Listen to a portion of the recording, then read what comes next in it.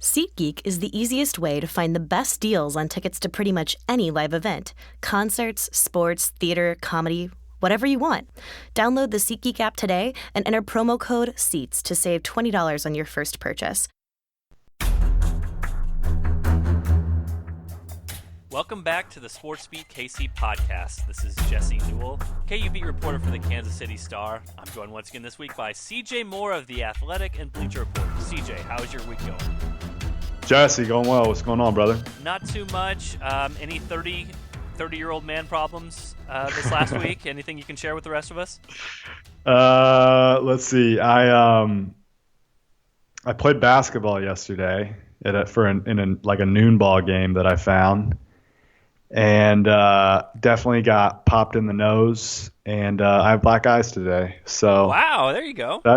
That's not too much fun, but that's not really an age thing. But I'm sure I'm in a little more pain from it than I usually would be because I'm getting old. Yeah, so I have noticed that playing any pickup ball that things start to hurt a little bit worse than they used to when you were in college and could play all day, and the next day you were fine.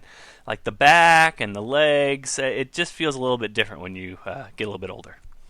Yeah, the back always gets sore afterwards. But I'm trying to get to the point where I play 2 times a week instead of 1 time a week because I think that second time helps with like conditioning and actually being in semi shape.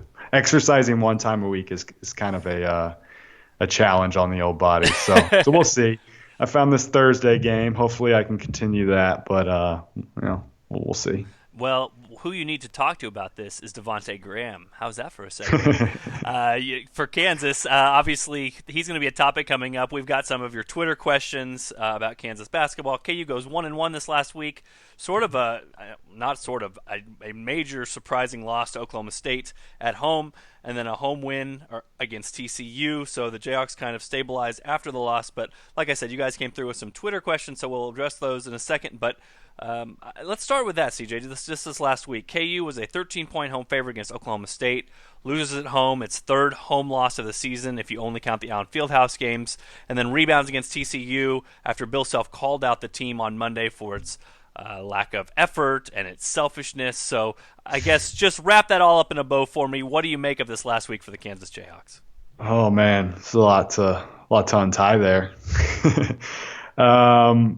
The Oklahoma State loss was not a good one, and it's one that makes it difficult to win a league when you lose a game like that. I mean, they're still in a pretty good spot, but you'd like to have that 1 game cushion right now that you probably should have from just winning that Oklahoma State game. And I thought, Jesse, I think you kind of almost predicted this in a way with your story about the 3-point shooting and the fact that they were giving up a lot of good looks, and eventually it was going to come back to bite them. And I think that was the game where it came back and it definitely bit them. I mean, Oklahoma State's not a great shooting team, but they sure shot it well that day. And, I just think Kansas came out in that game from an intensity standpoint early. I didn't think that they were where they needed to be. I thought, particularly in that first half, just the effort and just the kind of attention to detail focus you need on the defensive end in particular just wasn't there. They were just kind of sleepwalking through that game. Maybe the early tip-off probably didn't help, but Oklahoma State had to tip off at that time too. So I think Oklahoma State came in. There's now a belief when you come into Allen Fieldhouse that you can actually win the game, and I don't know that teams have ever felt that like empowerment before this season. And this season they actually come in and they have a feeling, because they've seen it done now, that they can come in and win. And I think that played a part in Kansas losing that game, but I also think a lot of it had to come down to the effort. And then obviously Kendall Smith was incredible. And then the next game, I think they responded in the way you would want to see a team respond. It wasn't their best offensive game. I thought TCU did a good job of not letting Svi Mikhailuk have any good looks. And, we've talked about how important he is to this offense. And when he plays well, they usually play well. And I think Jamie Dixon made it a priority to kind of take Svi away. And Kansas just was kind of one of those grinded out wins that the Bill Self likes, and so that was probably a good sign for him, and the fact that their defense performed pretty well. With the new too big look, which they didn't play a ton of, but they played a decent amount of, and to hold TCU under a point per possession. I think TCU, I believe, was the best Big 12 offense in Big 12 games going to that game, right? I don't know if they are now. They still are. So, that was a good solid win. I mean, TCU, they're 4-7 in the league, but I still think they're like an NCAA tournament level team. I still think they'll find a way to get in the tournament, but that was a good bounce back win. But again, it's a game at Allen Fieldhouse. You should win all of those. A couple crazy things. For one, Mike Boynton, the coach for Oklahoma State, got his first road victory as a coach at Allen Fieldhouse. Oh my gosh, that's insane! Is that crazy? I didn't realize that. That first road, just period. Yes, I mean they were talking about in the postgame press conference. Was the Florida State? Oh, it was semi away. It was. It must have been a neutral court game. The Florida State win was in Florida, so it was kind of like a road win. But yeah, I guess technically it was a neutral game. Isn't that nuts? I mean, they were talking about the postgame. I was like, oh my gosh, like this is a conversation that is usually not had in this media room. That the coach is getting his first road victory in Allen Fieldhouse. The other thing I wanted to bring up, CJ, and I think this is a good point you made about the three-pointers, or a good point that you made about the article I wrote, which was KU was kind of on thin ice because you allow a bunch of three-point attempts and teams miss a high number of those when really defenses usually don't have very much control over that. There was some regression coming, and you saw that against Oklahoma State. Oklahoma State made 12 of 27 threes, really burned Kansas. Now, Bill Self goes Monday. He kind of lashes out at his team, or whatever you want to call it. This was a once-a-year thing. If you do this every week, you'll lose your players, you'll lose your fan base, all that sort of thing. This was like a last-ditch effort for Bill Self. It very contrived, knew what he was doing, but this was trying to get his team jump-started and back into gear. And so you mentioned TCU having its worst offensive effort in Big 12 play, second worst offensive effort of the entire season. And yet, if you look at the numbers, TCU made 10 of its 25 three-point attempts. So again, KU allowed a lot of three-pointers, and a lot of those three-pointers went in for TCU. But there's the difference in those two games that we've always talked about the rest of the season, that KU has to do something other than force missed shots well to be a good defense. You know what I mean? You got to get turnovers. You got to be better on the defensive glass. You have to do one of those two things, or it's going to be very difficult to win down the line. And so if you look at Kansas in that game, not only was Udoka Azubuike a better rim protector, TCU only made 41% of its twos, but KU was much, much, much better on the defensive glass against a team in TCU that gets a lot of offensive rebounds. And so you add those two things together, and all of a sudden a team can make some threes against you. You can still have a really solid or defensive effort against a team with good offense. So that's the difference for KU. KU turned up means you can do better in some of those areas you've struggled with. KU not having any energy, you saw the Oklahoma State game. You can see teams really expose them on that end.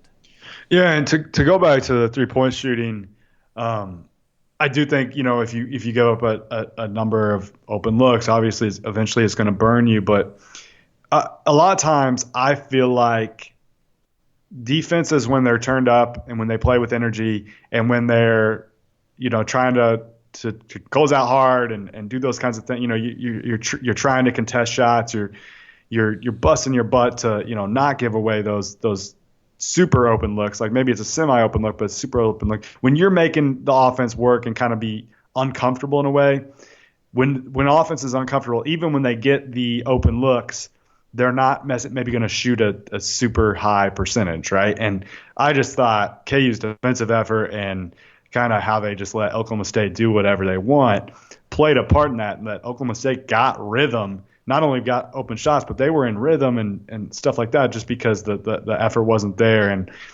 when this team doesn't play with effort, we kind of talked about it all year. Like they get really, really, really average on the defensive end, and that's what I think he was trying to get across to them, and definitely is a point that needed to get across, because hey, you guys aren't good enough to just roll it up and show up at Allen Fieldhouse and win. You just lost to arguably the worst team in our league. If not, they're at least one of the three worst. So that was probably an eye opener for that team, similar to some games in the past that have been eye openers to other Kansas teams. Like I'm sure I know the TCU game, the YMCA game, back in the day was like an eye opener for that group, and I think that's one game that you could look back and see as a potential turning point. We'll see kind of how Kansas goes going forward, but I think the next stretch coming up to kind of look forward here now, Jesse, you go to Baylor and you go to Iowa State. If you want to win this league, those are two games you go 2-0 in. Probably, but we mentioned this last week. That Baylor game was the one I circled as one that's going to be a lot more difficult than many fans think. I'm looking at the projections here. KenPom has KU as 55% chance to win. I think that would surprise a lot of people based on what Baylor has done in conference play. Now they've rebounded a little bit in recent games, winning back-to-back games against Iowa State and Oklahoma State. But as you mentioned, those are the two worst teams in the league, and so that is probably to be expected. But the thing about Baylor is, it just seems like KU always wins that game down in Waco. Now, it's been close before, and I remember KU coming away with really big plays down the stretch. But, again, if you're in a close game, you're in a close game. It's kind of like the Oklahoma game. If you're in a close one, you certainly could lose it. And so I anticipate this one's going to be a close game for the Jayhawks. Iowa State, listen, Hilton's tough. It's always tough. We know that about Hilton Coliseum. But, the thing looking forward with Iowa State is that's just one of the worst teams in the conference. So you figure that KU probably can be okay there if they can play up to the level they have at certain times this year. But, again, that's going to take better effort defensively than what we've seen in many other games. Offensively, KU should be okay. All right, CJ, I'm going to go ahead and get to some of these questions to start off with. I know we usually ramble on these more than I think, so we'll go ahead and make sure that we get to all of them this time. Let's start with this one from Ty Briggs, and it's kind of an interesting one based off of the last game against ECU. He says, Garrett and how he changes his offense. He wasn't willing to shoot prior to last game, shot the 3 last game. I think he has to shoot it. Do you agree? He was left alone a lot. So what did you think about Marcus Garrett and his 4-for-4 performance against TCU, which included a couple from long range? Well, I'm going to reference probably really, really small sample size there. I think that if you're Marcus Garrett, you maybe take the first open one of the night, and if that goes in, you keep shooting them. And if it doesn't go in, maybe you just look to attack and penetrate and pitch, or look to get to the rim. I mean, I don't think he's a good shooter yet. Maybe he did something to kind of figure it out, but the numbers for the season are 8 of 30. And that's probably more true than 2 of 2 the other day. So, maybe he's figured out something in his shot that he's more comfortable with it, and maybe that game will just give him good confidence going forward. But yeah, if he's going to be closer to like a 35-40% 3-point shooter, then I think, you want him taking those shots just for the defense to respect him, because right now they're playing off of him. But I don't foresee him just suddenly becoming a good shooter. So that's kind of my answer. A little bit complicated on that one. Yeah, no, absolutely. I think the thing more about this is, 3 points is nice and obviously helped KU against TCU. They needed those points, but the bigger picture thing for KU is that a lot of teams are not guarding Marcus Garrett. They're just leaving him wide open and giving help in the lane. It's more tough for Udoka to get touches then. And the other thing that kind of pops up then is sometimes KU has to go to Mitch Lightfoot and Marcus Garrett on the court at the same time, and then you're really faced with a dilemma because both of those guys don't really require as much attention offensively, and so that puts even more pressure on a guy like Devonté Graham or a guy like Svi Mikhailuk anytime he's open to shoot up a shot. So if Marcus Garrett we just talked about the difference between guarded and unguarded, and if he can have the confidence to step up and make, he doesn't have to be a great shooter to make 35 to 40% of unguarded shots. I mean, teams are not getting out there to him at all. But even just doing a little bit of that to get some respect could help KU's offense as a whole, because it does change the dynamic offensively. It does change roles for guys when Marcus Garrett is in, just because they have to do things so much differently because teams are not respecting him at all and kind of playing 5-on-4 or 5-on-4 defensively against Kansas. But the things he can provide defensively, if he can just give KU a little bit more offensively, then that could be potentially a positive sign. And honestly, those unguarded shots that he has to take, are sometimes more difficult than like a semi-guarded three That's true. because when they're not guarding you, man, that plays in your head. Yep. Like that gets in your head. Oh my gosh, they're not even guarding me. Like they don't even think I can make a shot. That plays mind games in players' heads. I mean, you see it in the NBA playoffs like all the time. Like a guy like a Tony Allen, teams just won't guard, and when he tries to shoot it, it doesn't look pretty because like not only is he not a good shooter, but now it's in his head that man they're not even respecting me. Golly, what am I supposed to do? And when you start thinking that way, then you're done for. You're not going to make shots. So credit to him to step up and make those two there. But yeah, I want to see kind of what it let's maybe come back to revisit this in like 4 or 5 games and kind of see where he is there. That could have just been a one night type of thing. Absolutely. I think Bill Self trying to get him out there more if he can, but most of he's their best perimeter defender. I mean, there's a reason he's a really he's a plus defender. But offensively, it's a struggle sometimes. So yeah, if he can play like he did the other night, he's going to get more and more minutes. If you're looking for energy and enthusiasm and activity, then Marcus Garrett is your guy on the defensive end. Now that led to some problems against TCU, which will segue into this next question nicely because he overhelped a couple times and gave up a couple open threes just because he was trying a little bit too hard. But that does lead us to this question from Moops. He says, "Is KU constantly overhelping off shooters a coaching thing or the fault of the individual player?" And so I guess I'll turn this over to you, CJ, for now. When you're watching Kansas, I guess what are your general thoughts when you see the defense that the Jayhawks have and if there is too much overhelping going on? I think it's a combination of the two. I think that Bill Self's defense makes it a really, really big priority to take away the paint, to try to take away easy baskets. And, that involves help defense. And so, the priority is always to almost overhelp because you don't want to give away. He hates giving up layups, dunks. Like his teams don't do that, and there's a reason for that. Like they're usually pretty good in help. But when you play that way, sometimes you tend to overhelp. And he definitely did a few times in that game. One guy, I remember who was a great defender at Kansas who used to, I felt like, overhelp a lot because he was usually guarding pretty good shooters, was Travis Relaford. Like this would happen a lot with him. So I think it's a combination of the two. Now, if you're playing a really good shooter, a lot of times a coach will tell you, hey, stick with this guy for the most part.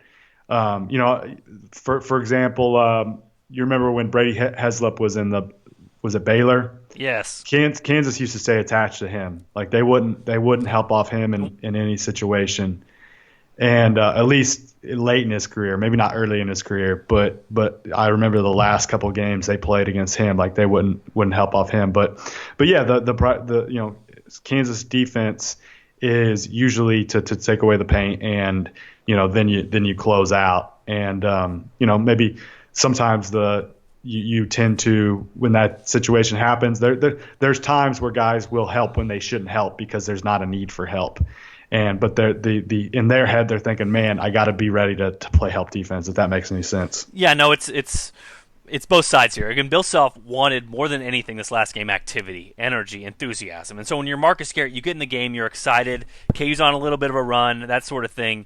They pass the ball to Alex Robinson, who is maybe the worst offensive player or offensive starter in the Big 12, and Garrett leaves his man, goes over, tries to dig, tries to help, all those sorts of things one pass away. And in general, you don't want to help one pass away because one pass away means your guy can catch and shoot and make a three. And so I agree with you. It's both ways. Bill Self, like you said, his whole career at Kansas has been get easy baskets, limit easy baskets. And so if you have that philosophy, you're going to help a lot inside, and you're also going to leave up a few open three-point shots because of help. That's going to happen. Now, having said that, this seems a little bit different than others because I just looked up, and KU is 8th in the Big 12 in two-point defense right now. So even that help defense has not been perfect. I know a lot of that, or some of that at least, has just been because KU's transition defense and size has been a little bit different. However, I will also say this. If you look at the numbers this year and go down just from a college basketball perspective, right now Virginia is like lapping the field when it comes to defense. Stupid. Yeah, it's ridiculous how good Virginia is, and of course they are well known for their pack line defense. And you're actually from the Athletics, Sam Vecini wrote a nice article about kind of what makes that effective and how they use help defense.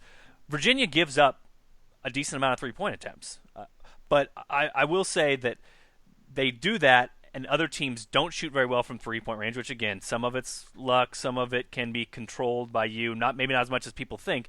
But I will say that if you know exactly what you're doing, if you have players who understand the rotations and understand when to help and understand how to help, some of that can be negated. You know what I mean? Like, some of those 3-pointers will go away. And I think this KU team as a whole is not the best execution team that Bill Self has ever had. I mean, would you agree with that, CJ, that this team, as far as like just nailing scouting report and nailing execution on offense and nailing some of the finer details, maybe kind of like you would imagine that Landon Lucas did a year ago, this team hasn't always had that. And I'm going to go ahead and circle the defensive end as part of that, because I don't think this is one of his best teams when it comes to kind of having that awareness of when to help or knowing when to help or communicating or being good about communicating, all those sorts of things that can kind of add up to the final numbers looking like they are right now, where KU is giving up a bunch of 3-point attempts. And there's more to this too. Like, because they're playing small, they're doubling the post more often than they would have in the past. Like last year, if Landon Lucas is guarding somebody in the post, they're not going to send a second defender. Like, they're just going to let him go straight up. And if you look at it, I'm looking at Self's coaching page on KenPom.com right now, and this team is giving up a higher percentage of shots from beyond the 3-point line than any team he's ever coached going back to 2002, because that's how far the database goes. But part of that is teams are shooting more threes than ever before this year in college basketball. But another part of that is the way KU is having to play, where there is more of a priority on helping, on doubling the post, on trying to take away the paint as much as we can, because we're really small. So maybe we overemphasize that because of the personnel they have. But and then part of it is attention to detail and like executing things as well. So there's kind of a lot of layers to that problem, to that the fact that they're giving up so many 3-point looks. Yeah, and I also want to say, I mean, from looking at some of the synergy numbers too, I was looking at this from KU yesterday, just kind of curious. The post defense, I just talked about how KU has the 8th best 2-point defense in the league. And actually, it's not horrible, but it's just 8th because a lot of teams in the Big 12 aren't 2-point focused and seem to shoot around 50% there. But I was looking at, just out of curiosity, like post-up situations for KU defensively, and just thinking, okay, KU probably has really lagged behind there. Like, that's probably been a really difficult thing for the Jayhawks to defend this year. KU right now, 95th percentile defensively in post-up situations, 0.65 points per possession for opponents in those scenarios. So it's kind of interesting. Again, I agree with you that the perception might be that this team has to double. This team has to get help in the post when there's a postman down there. But I don't know, looking at those numbers, if that perception equals the reality. Now, I think I can explain that. Go ahead. Do it. All right. So what's Udoka's number individually defensively on post-ups? I will look up right now. Look it up. So I'm guessing it's pretty good because he's a monster. He's excellent at 0.6 points per possession. Okay, yeah, because he's a monster. Because like he's really, really hard to shoot over, and he's thick, and like that's a guy that's tough to post up. So they don't necessarily have to send help when Udoka's guarding his man in the post. Now, when they throw it to a 4 guy who is posting up maybe Svi or LeGerald Vick or somebody like that, that's when they're sending a double team, which what happens when you send a double team? It opens up shooters if you get a couple ball rotations. Yep. Yeah, you pass it out. So you're not seeing what happens out of those post-ups because they're not logged as post-ups because they're passing it out of it. So basically KU is taking away chances for Svi or LeGerald to get posted up and to have those numbers be available because when they get posted up, it's a shot creator for other people. So I'm guessing that is why that number is the way it is. If they were to just play it straight up and they were to let Svi and LeGerald get posted up all day, then it would probably be a different number than it is. Well, here's something interesting. Synergy tracks during pass out situations. So post up, defense commits, pass out situation. KU's defense is very good, 78 percentile, 0.91 points per possession. And then there's also a post up hard double category, and KU's in the 80th percentile, 0.62 points per possession. So again, all those working fine for KU, but again, I guess from a big picture perspective, I would say that maybe that fear is a little bit more than what the actual reality is, if that makes any sense, CJ. I mean, sometimes I think the numbers don't match up with what the perception is, because you could look at this KU team and say, hey, four-guard lineup, not very deep in the post, and some of that might be trying to avoid foul troubles for Udoka too. So there's a lot of factors at play here, but if teams shoot 35% from three against Kansas the rest of the way, which is about what you would expect, it doesn't take many threes to get burned from that, whereas it's going to take a lot more twos, over outstretched arms to try to get burned that way. So who knows? I mean, we'll see moving forward, but to the original question, I think we both kind of agree in this aspect, which is basically that it's a little bit of both. KU is not helping from the right spots at this point, and the rotations have not been great, and that has not been as good as some years past. But at the same time, Bill Self would much rather limit close shots and give up some open threes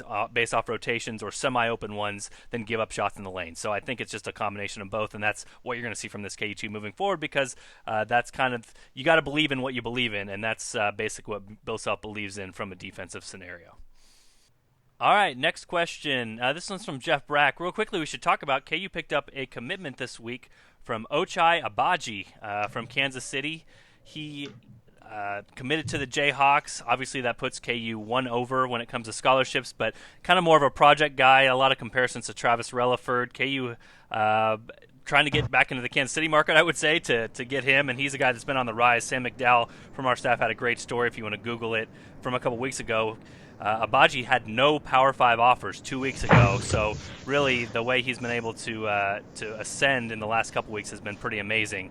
But anyway, from Jeff Brack here, any insights or rumors about which underclassmen are staying and which are going, since they are over numbers for next year? Is Romeo Langford still in play for KU? So this is a question that I've gotten a lot, so I can address this real quick, CJ, and then you can add on whatever you want at the end here. But the first thing about who's leaving, I would have to assume, and we talked about this a couple weeks ago, Malik Newman is one of them. I think the plan all along was for him to come to KU for 1 year of playing, and then he would be out and go professional. And then I also think LaGerald Vick. He's still on a bunch of the mock draft boards as an NBA player. And then obviously Bill Self talked openly this week about his frustration and what he wants to see out of LaGerald Vick. So one way or the other, I think LaGerald Vick will not be on this roster next year. I would think mostly that would be a professional opportunity, since he still is on mock draft boards. As far as Romeo Langford, yes, KU is still pursuing him, and if he decided to come to Kansas, the Jayhawks would make room for him. We've definitely seen this sort of thing before. Yeah, I mean, I think these things usually play out, and you find if a guy like Romeo Langford wants to come to Kansas, they'll figure out a way to make it work. As far as who's leaving, who's not, I think it's still too early to really try to predict that. Like the two guys you talk about, Newman and Vic, I can understand and I can see that.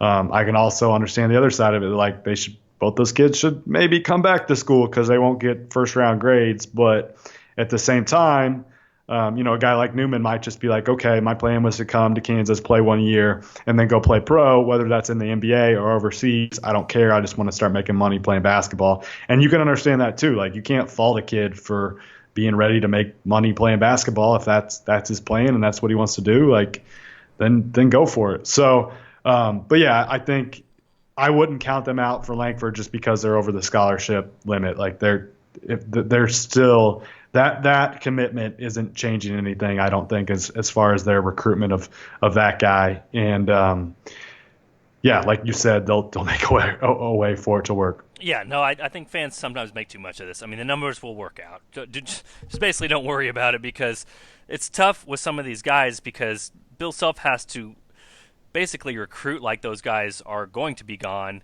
yet they aren't officially gone yet. But you also saw a scenario a couple years ago. Just remember what Wayne Selden did. Wayne Selden was a guy, junior year.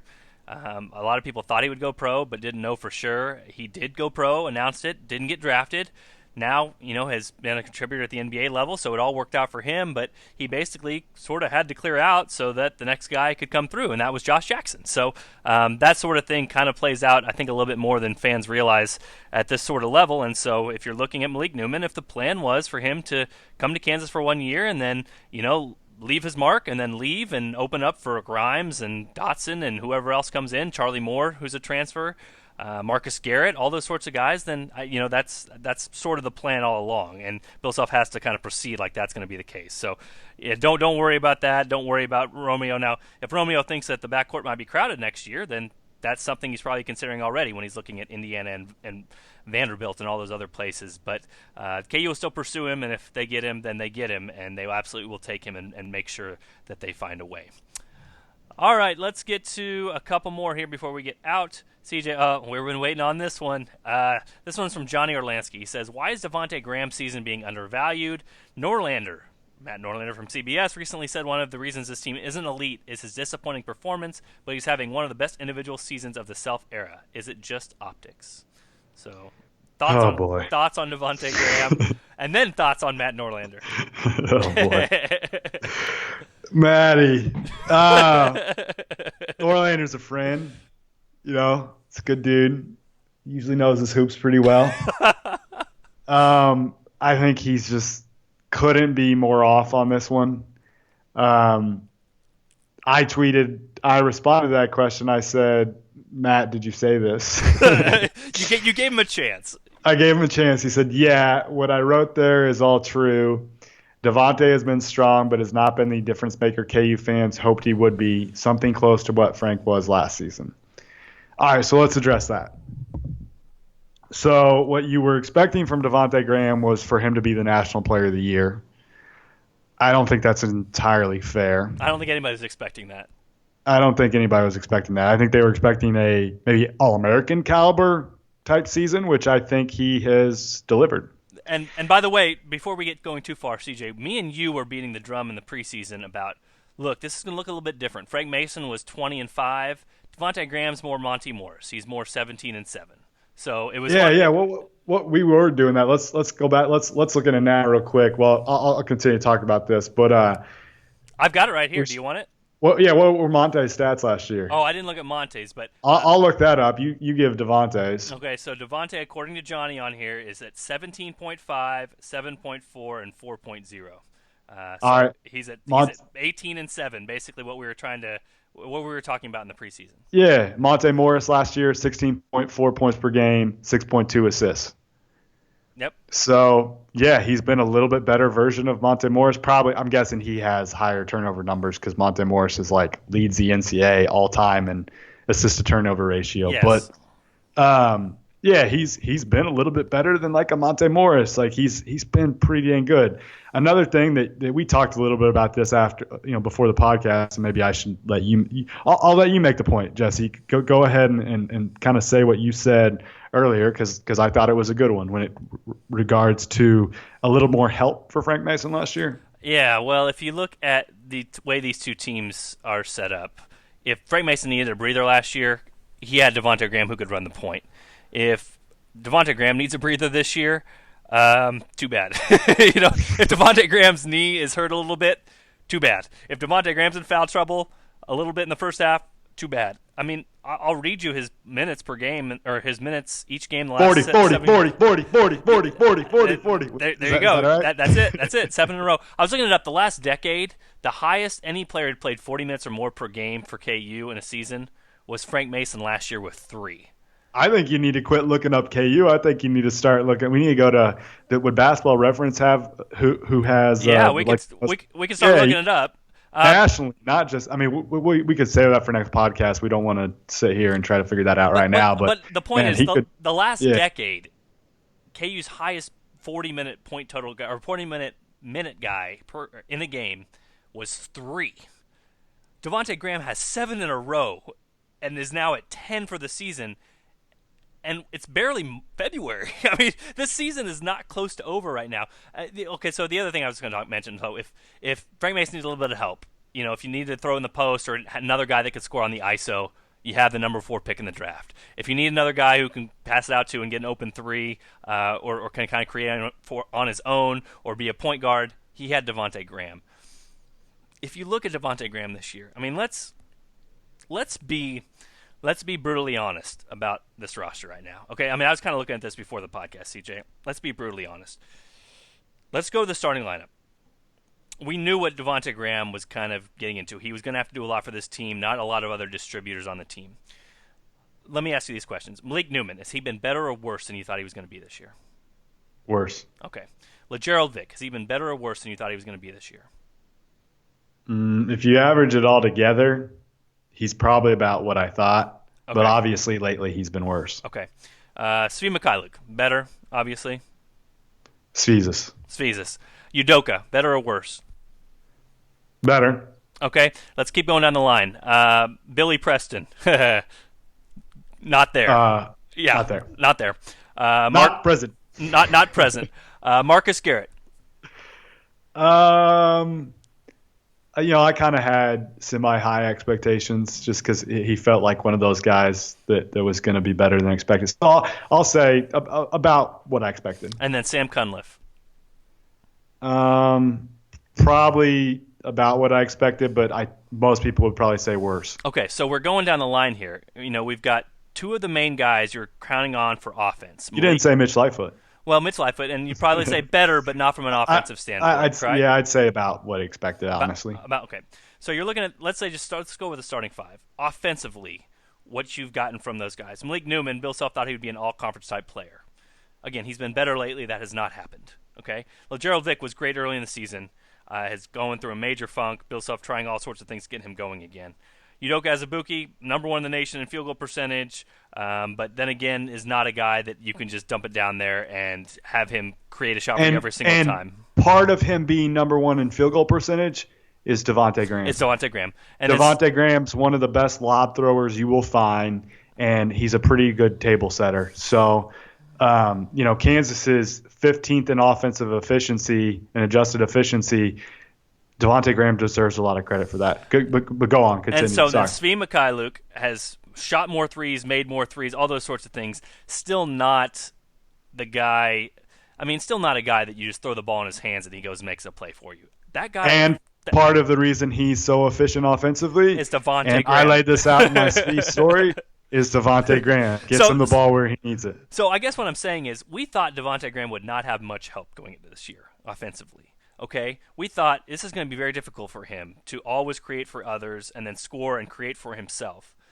And yet he's maintained a lot of these numbers. Look, a 120 offensive rating, 25% usage, top 60 assist rate in the nation, decent turnover rate for as much as the ball's been in his hands. He's done all that while getting much less help than we thought he was going to get, because guys like Malik Newman really aren't creating for themselves, and Svi Mikhailuk's not creating for himself, and Udoka Azubuike's not creating for himself, and LeGerald Vick's definitely not creating for himself. This is a lot to put on Devonté Graham's plate, to play 40 minutes, to be KU's best defender also, because KU thought that self-thought LeGerald Vick would be their defensive stopper. That hasn't happened. We know Svi Mikhailuk is not going to be that guy. We know Malik Newman's not going to be that guy. So he does all this, plays 40 minutes, 7 games in a row, 10 games overall, and still gets the ball out to all these guys, and still creates open threes for himself, shooting 43%. Yeah, this one's a tough argument, Maddie. All right. Again, I don't know Matt as well as you do, but it's tough. Three things I want to point out, even to just strengthen this argument even more. All right. So the one thing he hasn't done well is 2-point percentage. He's not a great finisher. We knew that, right? We talked about that at length. He's not a great finisher. It's probably something he needs to improve. Has he improved it? Maybe marginally. The one criticism I'd have of Devonté Graham is he probably takes some tough mid-range twos more than he probably should. He had a bad shot, I think, maybe second half. That one stood out. That really bad. All right, but one thing you wanted from Devonté Graham this year that you weren't sure whether you were going to get or not is you wanted him to get to the free throw line. Frank Mason did a really good job getting the free throw line, like who they have to create, who they have to just go get buckets, who they have to go get the free throw line. He leads the team in free throw rate. 42.6 is his free throw rate. Before this season, his best free throw rate was well, as a freshman, but that's not real. As a sophomore, he was 29.0. So, he's done a good job of getting the free throw line. His free throw rate's up to 59.9 in conference play. That's third best in the league. Okay, and to get to the minutes. All right, shockingly, he ranks like 12th in minutes percentage or something like that. Is that right, Jesse? Let's see. 13th, No, 13th. Yeah. He ranks 13th nationally. But that's not really indicative of where he should rank. So I don't look at those non-conference games as much because obviously those numbers are teased a little bit because of the blowouts. I look at the conference numbers more so, and in conference games, he's playing 97.7% of KU's minutes. That's number one in the Big 12. I went to the number one guy in minutes rate in the country, Justin Wright Foreman, plays at Hofstra. He's playing 95.3% of his team's minutes for the season, 96.2 in conference games.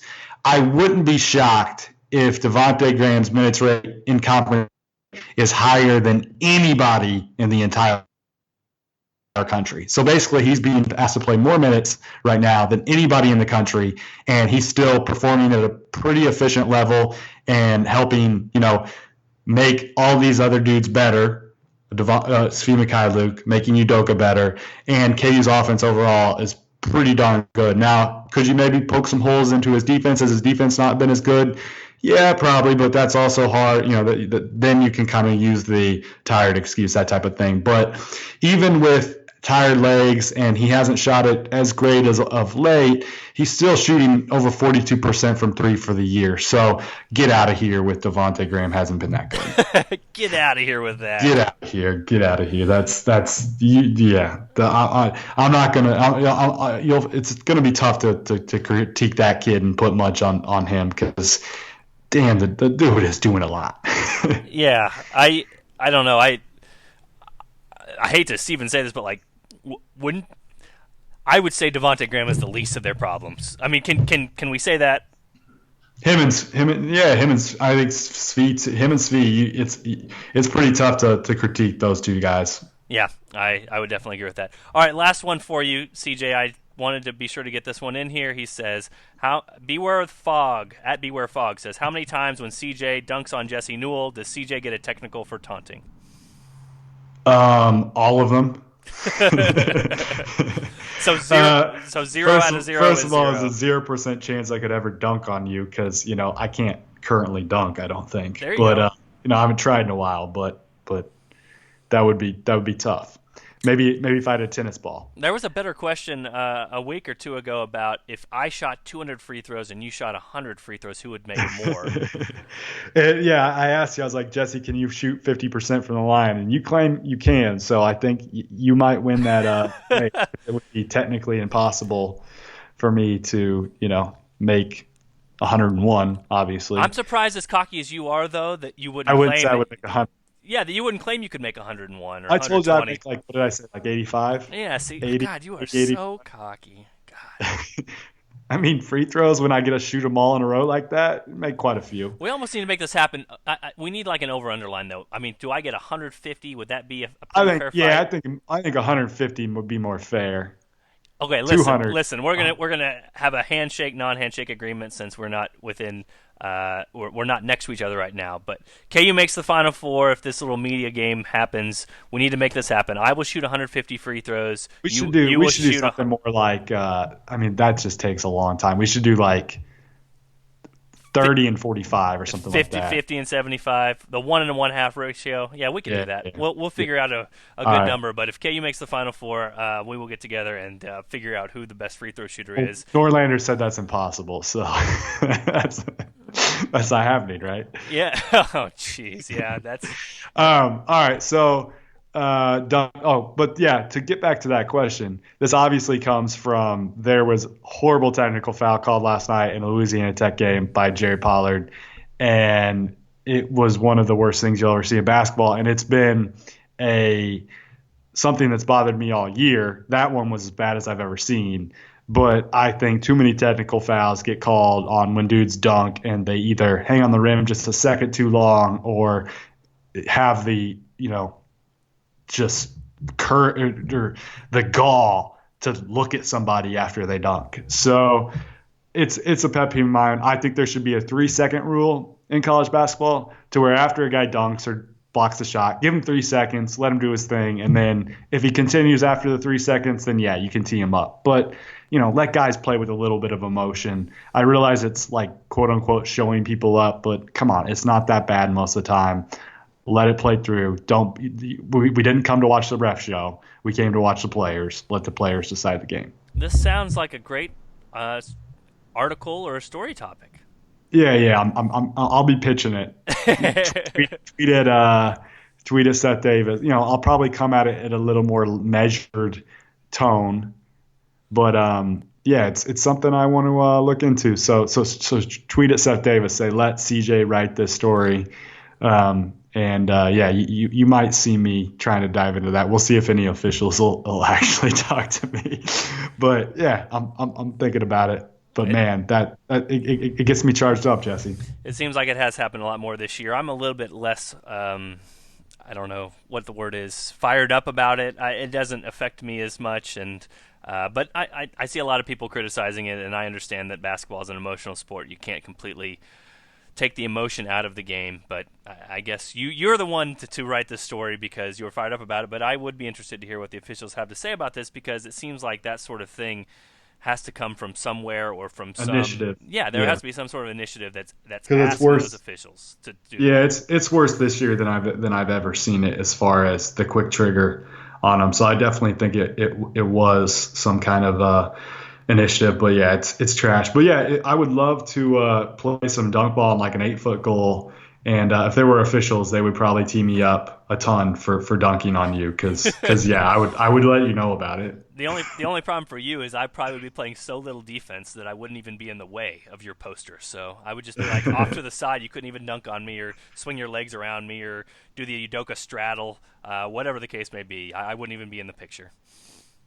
Yeah, good stuff. I'll give a shout out to one of the guys on my rec team, Aaron Torn. He put it on a dude's head this week, and it's been a long time in a men's league game since I've seen somebody put it on somebody's head. So I set him up with, obviously a beautiful dish. Obviously. And then he put it on a kid's head, and that was pretty awesome. All right, this is where the podcast ends, CJ. Once we start talking about how great you are in rec ball. Once we start talking about how great you are in rec ball, then it's time for the podcast to end. All right, is there one more question, or is that all? You want one more question? Okay, you get one more question. We don't have to. We can end it on that. Let the people have their questions, though. One more question, we'll get out of here. One more question. Let's see. All right, from CJ Krug here. He says, Garrett has shown an ability to get to the hoop and finish. Would you like to see that more? Any thoughts if that can continue? And so we have talked about how the KU guards have struggled to finish at the rim. Real quick before I get your answer, CJ, let me just give you an overall look right now, a snapshot of where the Jayhawks are as far as finishing at the rim. Devonté Graham is at 43%. Svi Mikhailuk is at 53%. Malik Newman is at 58%. Marcus Garrett is at 63%. And LaGerald Vick is at 69%. So, yes, Marcus Garrett is one of the best that KU has at finishing at the rim. Are those hoop math numbers or synergy? Those are hoop math numbers. Hoop math numbers. Yeah, I mean, you want to see that's his biggest strength. I think it's going to be easier for him to do that if he actually is shooting the ball from the perimeter and has those opportunities to drive more, because once he does start making some outside shots, then people will press up on him a little bit more, and he has the ability to get by people. So I think that's something more and more as he gets more comfortable and plays more minutes down the road.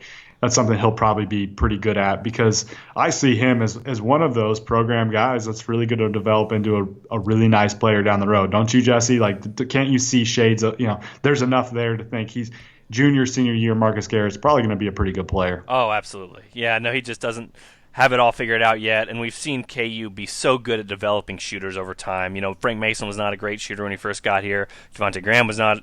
Well, Devonté Graham was a better shooter, but Frank Mason, I think, is kind of the shining example of a guy that had Travis Relaford. slow release, didn't look good, not great form, and Curtis Townsend gets with him, and by their senior year, you forget all about that sort of thing. So yeah, Marcus Garrett is good finishing at the rim, but like you said, it's going to be more difficult for him to do that if he's not having guys respect him out on the perimeter. So one will help the other, and both will help KU if he's able to get that going.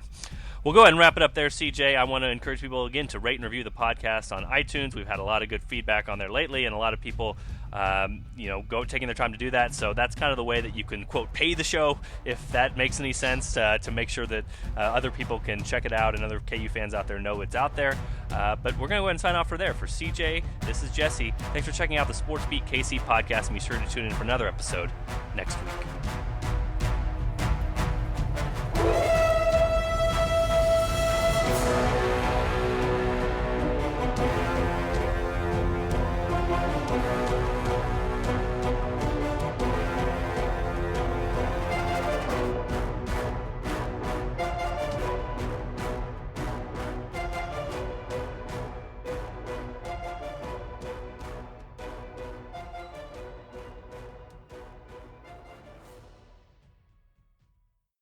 SeatGeek is the easiest way to find the best deals on tickets to pretty much any live event. Concerts, sports, theater, comedy, whatever you want.